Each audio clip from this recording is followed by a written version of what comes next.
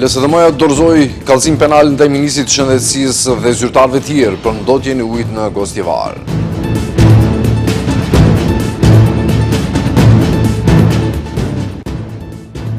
Tabelat në Tabanoc mbesin edhe mëtej me gabime drejt shkrimore në gjuhën shqipe.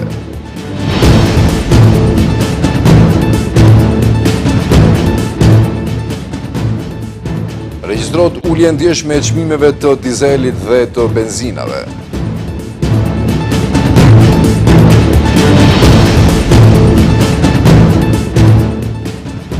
Albulena Axhiu, presidente në detyrë e Kosovës, kërkon reagim ndërkombëtar ndaj kërcënimit të Vučićit për lumin Ibër.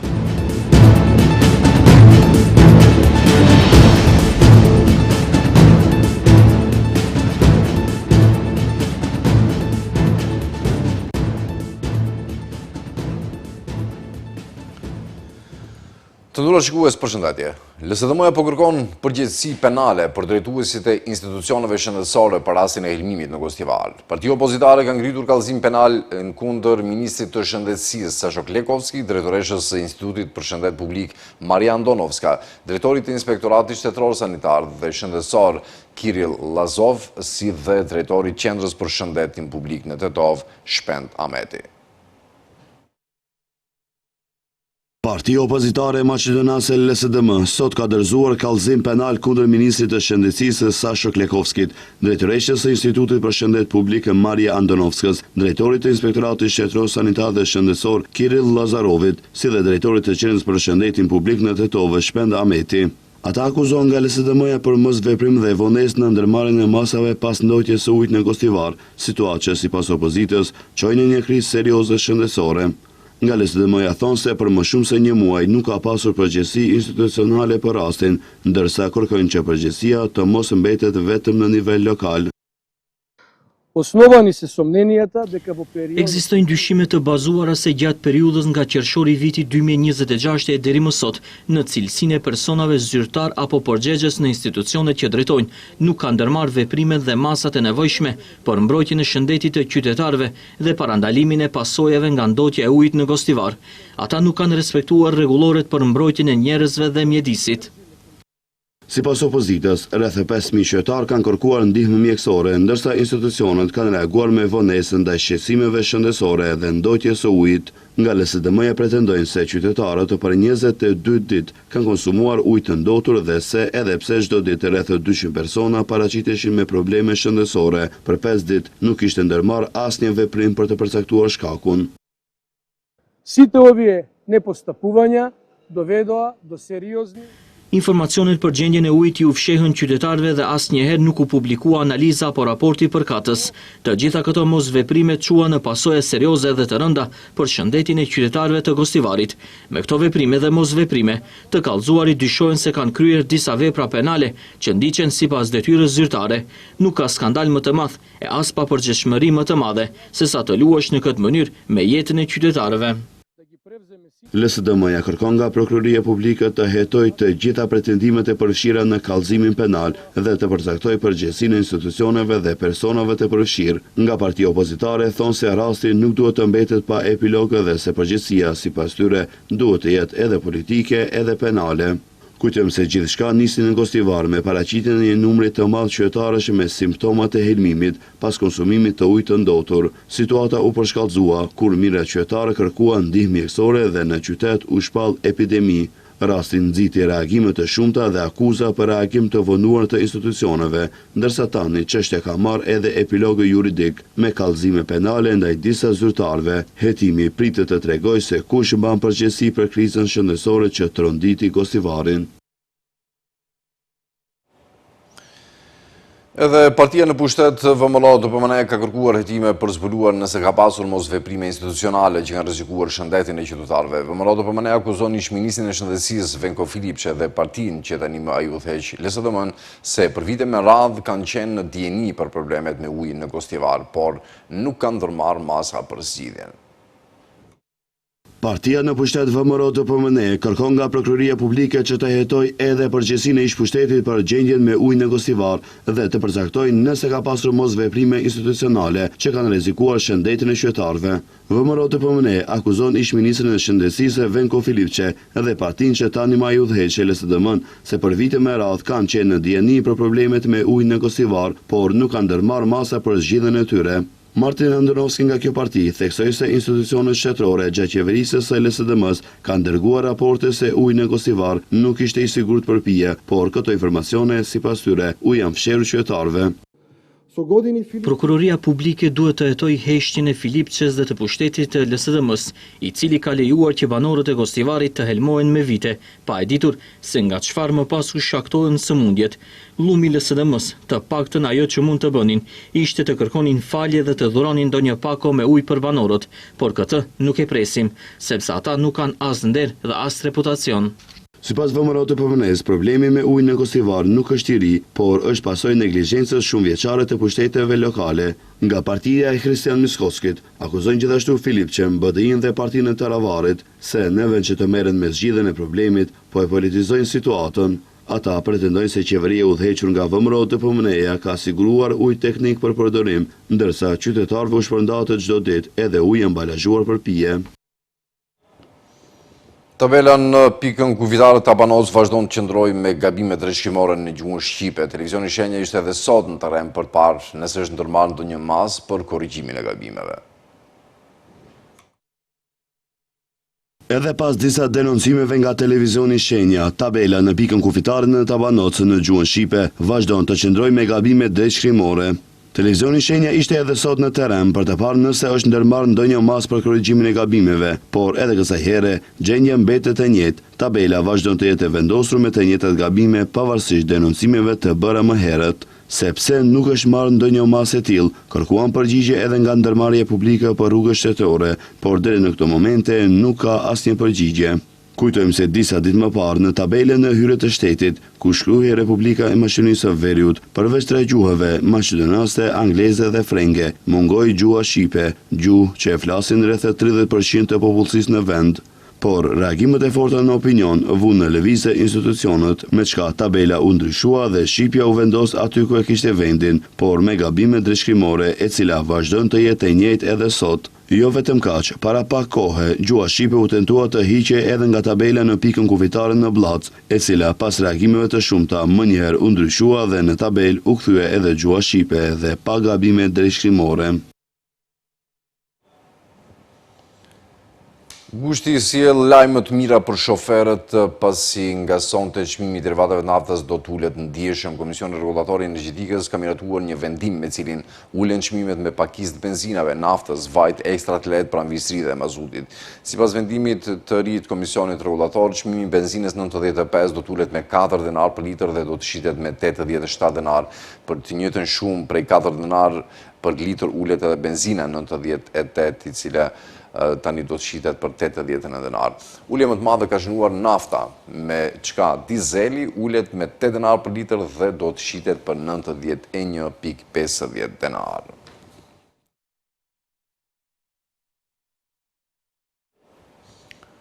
Vetëm gjatë 24 orëve të fundit në gjithë territorin e vendit, policia ka privuar nga liria 15 persona për kryerjen e veprës penale drejtimi pa kujdesshëm i automjetit motorik në përputhje me nenin 297A të kodit penal. Siç sqarojnë nga Ministria e Punëve të Brendshme, prej tyre 8 persona kanë vozitur pa patent shofer, nga cilët 4 janë të mitur, 4 persona kanë vozitur në ndikimin e alkoolit, një person ka vozitur përkundër ndalimit aktiv për drejtimin e automjetit, një person ka vozitur pa patent shofer dhe në ndikimin e alkoolit, ndërsa një person tjetër ka vozitur në ndikimin e alkoolit përkundër ndalimit aktiv për drejtimin e automjetit. Pas dokumentimit plot të rasteve, ndaj personave do të paraqiten kallëzime penale përkatëse.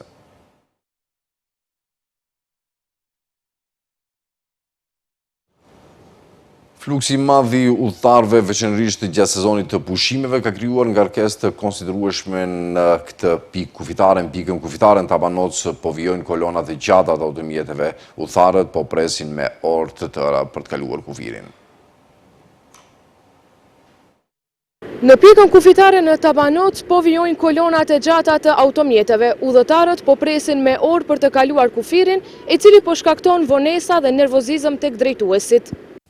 Në pikën kufitare Tabanoc, pritja për të kaluar kufirin duket se është kthyer në një provë durimi për udhëtarët. Kolonat të gjata automjetesh, ndërsa qytetarët presin në temperatura të larta, me shpresën se lëvizja do të përshpejtohet. Për më shumë prej tyre, një udhëtim që duhet të zgjaste vetëm disa orë përshëndërohet në një pritje të gjatë dhe të lodhshme. Fluksi i madh i udhëtarëve veçanërisht gjatë sezonit të pushimeve ka krijuar ngarkesë të konsiderueshme në këtë pikë kufitare. Drejtuesit e automjeteve, edhe pse nuk pranuan të flisnin para kamerave, u shprehën se kërkojnë kontrolle më të shpejta, ndërsa pritja vazhdon. Po ashtu, ata thanë se pritjet e gjata në pikën kufitare po u vështirëson udhëtimin. Për ata që ndodhen në kolon, mbetet vetëm të presin që qarkullimi të normalizohet dhe të bëhet kalimi i kufirit. Ndërkohë, kolona në Tabanoc ka vazhduar të jetë e gjatë dhe e lodhshme për drejtuesit e automjeteve. Qendra për menaxhim me kriza njoftoi se deri në orën 13 janë regjistruar gjithsej 7 zjarre në hapësira të hapura, prej cilave 3 zjarre janë aktive, 2 zjarre nën kontroll, ndërsa 2 zjarre janë shuar. Zjarre aktive, siç njoftojnë nga Qendra për menaxhim me kriza, në komunën e Shtipit, gjithsesi në fshatin Llakavic, ku po digjej vegjetacioni ulet. Zjarr aktiv ka edhe në komunën e Makedonski Brodit, në afërsi të fshatit Dragovdol, ku atje po digjej bari that, pyll me drujt ulet dhe shkurre, dhe gjithashtu zjarri është aktiv edhe në komunën e Negotinës, më saktësisht në poligonin ushtarak Krivollak, ku edhe atje po digjej vegjetacioni ulet. Ndërkohë në komunën e Klivapallakës dhe në komunën e Delçevës, zjarret janë vendosur në kontroll, ndërkaq që nga Qendra për menaxhim me kriza informojnë se sipas analizës më të fundit të sistemit informativ Maqedonas për zjarret në pyje, pothuajse i gjithë territori i Maqedonisë Veriut me përjashtim të pjesëve më të larta të sharrit ka indeks të lartë metodologjik të rrezikut nga zjarret.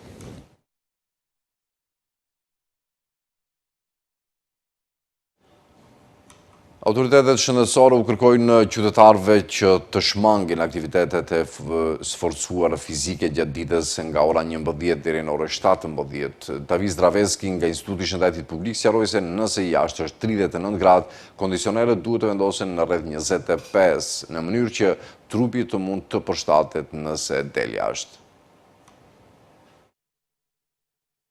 Ndër rekomandimet e përgjithshme të shëndetit publik që të gjithë duhet të ndjekin, e para dhe më themelore është shmangja e aktivitetit të sforcuar fizik gjatë ditës, nga ora 11 deri në orën 17, deklaroi David Zdraveski, drejtori i Departamentit të Promovimit të Shëndetit dhe Monitorimit të Sëmundjeve në Institutin e Shëndetit Publik, në një deklarat për mediat, duke folur për rekomandimet e shëndetit publik për mbrojtje nga moti i nxehtë. Ai thotë se nëse jashtë është 39 gradë Celsius, kondicionerët duhet të vendosen në rreth 25, në mënyrë që trupi të mund të përshtatet nëse dilni jashtë. Mjeku theksoi veçanërisht për punëtorët, ata që punojnë në hapësira të hapura, duhet të kenë më shumë pushime gjatë ditës, domethënë të jenë më pak të ekspozuar ndaj diellit dhe të jenë në hije dhe të pinë një sasi të madhe lëngjesh. Lidhur me ushqyerjen, ai deklaroi se duhet të konsumohet sasia më e madhe e mundshme e ushqimit të lehtë, më pak ushqim yndyror dhe më shumë kalori, dhe nuk duhet të konsumohet ushqim që përmban një sasi të madhe sheqeri. Po ashtu theksoi se personat mbi moshën 65 vjeç, nëse nuk ndihen mirë gjatë ditës, duhet të konsultohen me mjekët e tyre familjar, ose nëse nuk ndihen mirë të telefonojnë shërbimet e urgjencës mjekësore 194 ose 112.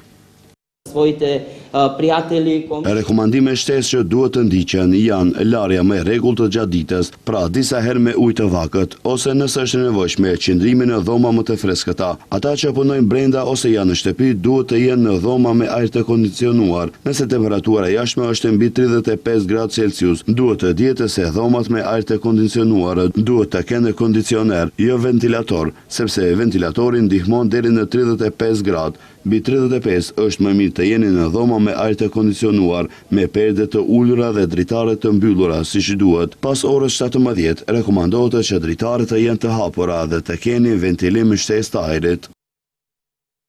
Si masa shtesë, ai theksoi veshjen e rrobave të lehta, një kapel, syze mbrojtëse për ata që tashmë dalin në diell dhe përveç kësaj, faktorin SPF 30, i cili rekomandohet të përdoret. Zdravecki tha se ata që janë në grupin e prekshëm të njerëzve janë në rrezik më të madh, veçanërisht të sëmurët kronik dhe përveç kësaj gratë shtatzëna, për të cilat rekomandohet që të zbatojnë rekomandimet e përgjithshme.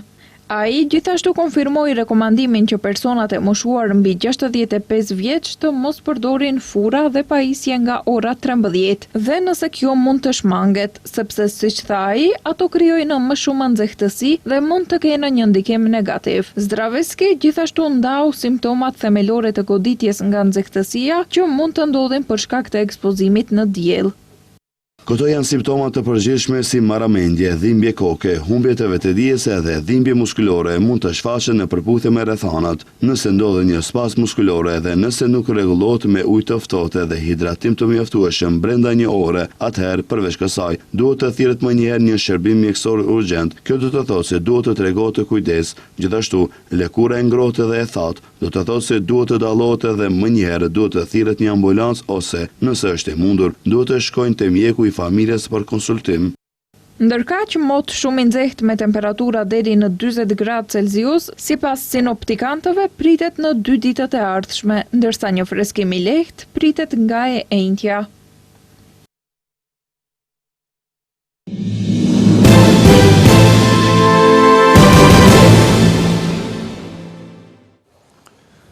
Është me thejme lajmet, shërbimi i ndryshimeve klimatike Kopernikus i Bashkimit Evropian njoftoi sot se Europa perëndimore kaloi qershorin dhe kurrikun më të nxehtë regjistruar ndonjëherë pasi rajoni ka parë valet e treta dhe të katërta të nxehtësisë që nga maji. Europa perëndimore përjetoi periudhën e saj më të nxehtë qershor kurrik të regjistruar ndonjëherë dhe kurriku pa valet e treta dhe të katërta të nxehtësisë që nga maji, duke shënuar një periudhë të jashtëzakonshme nxehtësisë ekstreme këtë verë, tha Kopernikus në një raport. Raporti zbuloi se thatësira e përhapur në pjesën më të madhe të rajonit në maj dhe qershor vazhdoi dhe u intensifikua, ndërsa Franca, Spanja, pjesë Gjermanisë dhe Mbretëria e Bashkuar regjistruan nivele të ulta rreshësh të lagështie të tokës. Në të u vu në dukje se prurjet e lumejve ishin nënmesatare, veçanërisht në lumejt Sena, Rajna dhe Danub.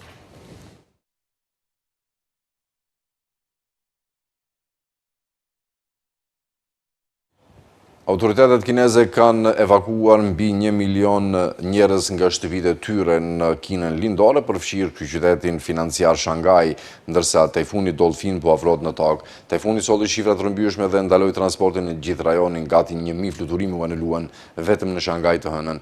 Ndërsa autoritetet e kanë ulur vlerësimin e uraganit Dolphin në një studi tropikale, ato vazhdojnë të paralajmërojnë se në fakt përfshira të rrëmbyeshëm përmbytjet më dha dhe rrezikun e rrëshqitjeve të dheut deri të mërkurën, ndërsa stuhia lëviz drejt veriut. Qeveritë u kanë kërkuar njerëzve të shmangin aktivitetet në natyrë, ndërsa disa atraksione kryesore turistike mbeten të mbyllura, duke përfshirë pjesë të Disneyland dhe Legoland dhe disa platforma shikimi për gjatë punët në Shanghai.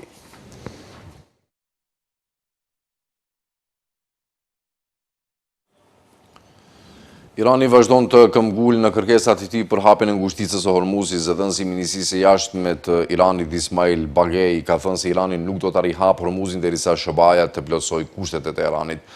Është palë amerikanëve që duhet të ndalojë dhe të korrigjojë veprimet e saj të paligjshme dhe shkatruese, ka thënë të hënën Baghei, duke referuar bllokadës amerikane ndaj porteve iraniane. Irani kërkon që SHBA-ja të heqë bllokadën, të paguajë kompenzim për dëmet e shkaktuara nga muajt e luftës, të heqë sanksionet ekonomike dhe të zhbllokojë asetet e ngrira të Iranit. Mbyllja e ngushticës së Hormuzit, një rrugë ujore përmes cilës normalisht transportohet rreth 1/5 furnizimeve të naftës që tregtohen në botë, ka krijuar pasoja të rënda në gjithë botën.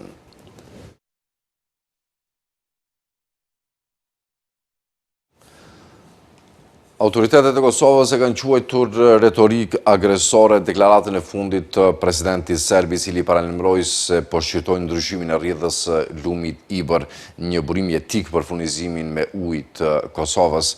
Kosova ka bërë thirrje komunitetit ndërkombëtar që të reagojnë ndaj këtyre kërcënimeve që ngjallin destabilizim për Republikën e Kosovës. Deklarata e fundit e presidentit serb Aleksandar Vučić në lidhje me lumin Ibër është pritur me reagime të ashpra nga ana e krereve të shtetit të Kosovës. Ministri në detyri punëve të jashtme dhe diasporës Glauk Konjufsa ka deklaruar se retorika zyrtare e Serbisë ndaj Kosovës mbetet agresore dhe e pandryshueshme, teksa e ka cilësuar këtë vend si burim kërcënimi dhe destabiliteti për paqen në rajon.